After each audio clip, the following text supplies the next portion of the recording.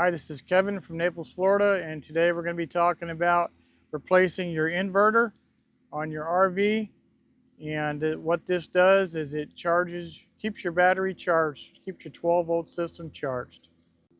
Okay, so the reason you might want to have to replace this, and it's not expensive, it's like $100 on Amazon, but if you've had a power surge in your trailer, or maybe your trailer or RV is just old, this will stop working. Now what this does is you plug this into your 110 or 120 voltage in your trailer, okay?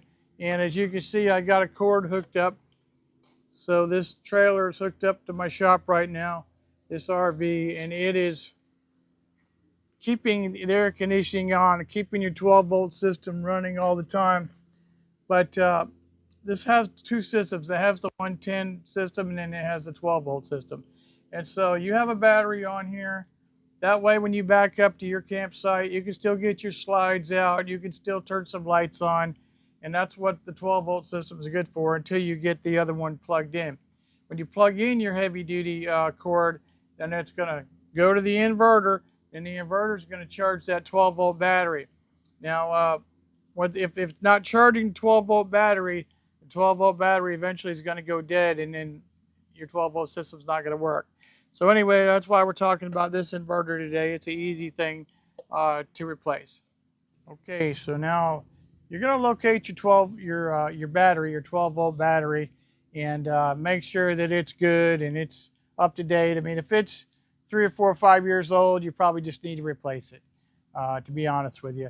But you also want to make sure it's being filled with the distilled water, and all of those levels are up to date. So you want to locate your battery. And this, I have a Grand Design Reflections fifth wheel, 36 feet long. And I have this cabinet up front here, and this is where the battery is located. It's right underneath this cover right here. Okay, pull that cover off, and there's your battery. All right, so we got to the battery here. I loosen these up with a screwdriver, and we're gonna pull these off. We're just gonna make sure that we're full of water. Okay, you can look down in the little holes there, and you can make sure your distilled water is all the way up to the top. Now this has nothing to do with your inverter. I'm just showing this to you as a little extra. You want to fill your water to the top with some of this right here. It's called distilled water, and you're also going to have to have a little funnel like this so you can put it in there and fill them up. Okay, so we just took our distilled water in our funnel, and there's like 6 different holes. We just put a little bit in each to make sure they're all filled up. Some batteries you don't have to add water to. They're just sealed all the time. But this one you do. So you always want to keep some of this distilled water on hand to make sure those little holes are filled up. Okay, so in order to check to see if your inverter is working, you got to have one of these multimeters here. You pick these up for 15, 20 bucks at a hardware store. Put it over here on the DC selection, okay? And you're going to go ahead and measure your voltage. If your inverter is working, it's going to measure like 13.5 to 16 volts. If your inverter is not working, it's just going to measure a flat 12 volts. Okay, so you're going to touch your red to your red, your black to your black. You're going to look at your meter. What do you have? You have about 16.5 volts. That means that the inverter is working. If it just measured 11 volts or 10 volts or just 12 volts even, then your inverter is not working.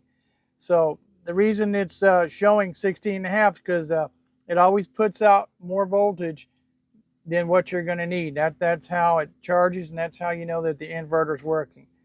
So if this is a flat 12 or less, your inverter is not working for whatever reason.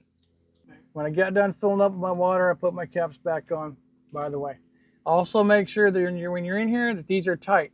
If these bolts are loose and you can wiggle these wires, it's not going to charge, so it's not going to be right. So make sure these bolts are tight. You can't wiggle these wires. Okay, so next thing you want to do is find out where your inverter is located in your particular RV and make sure it's plugged in.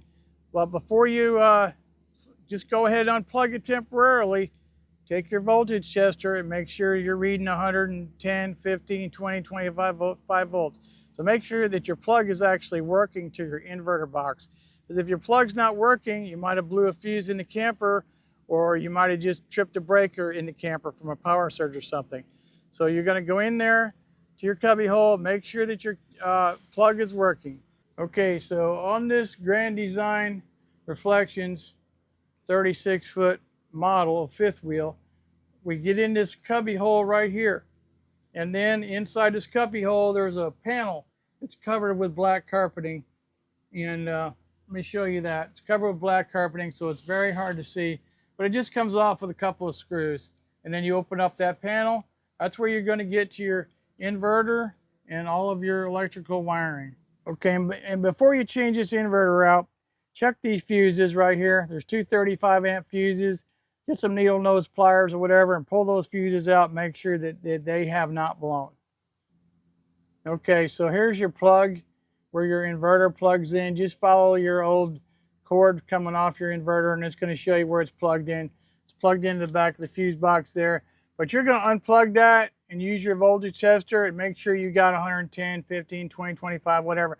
Make sure that that's hot. Because if that's hot, then your inverter's not working, then we know it's not the plug. We know that it's probably the inverter. Okay, so you got two wires on the back of this inverter.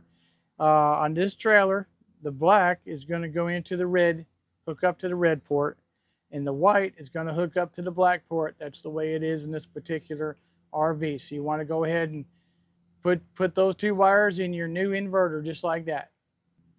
Okay, so after you've hooked up those two wires, just go ahead and plug it back in, and let's come around to our battery and see if we got the correct voltage. Okay, so you come back in here, you touch your red to your red, your black to your black, and as you can see, I got about 13 and a half. So anywhere between 13 and 17, that means that that inverter is working. So that's all you got to do. Okay, so even if it wasn't the inverter, maybe it was one of these fuses or something. You should always keep fuses on hand in your RV, and it wouldn't hurt to keep an extra inverter on hand. I mean, this inverter is $100 on Amazon. You can keep it stored right in your camper. It's easy to hook up. You just got the two wires. So if you've checked your battery's not charging, you've checked the plug that goes to the inverter and it's good. You've checked these fuses and these are good. You come out here, you have only got 10, 11, 12 volts, probably the inverter. So you just go ahead and replace that, hook up these two wires, plug it back in, and that should be all that you're going to need to do to get your charging system working on your RV again. So there you have it. That's how you replace your inverter. If you like the video, hit the like button. If you want to subscribe, we're going to have a lot more RV how-to videos coming out.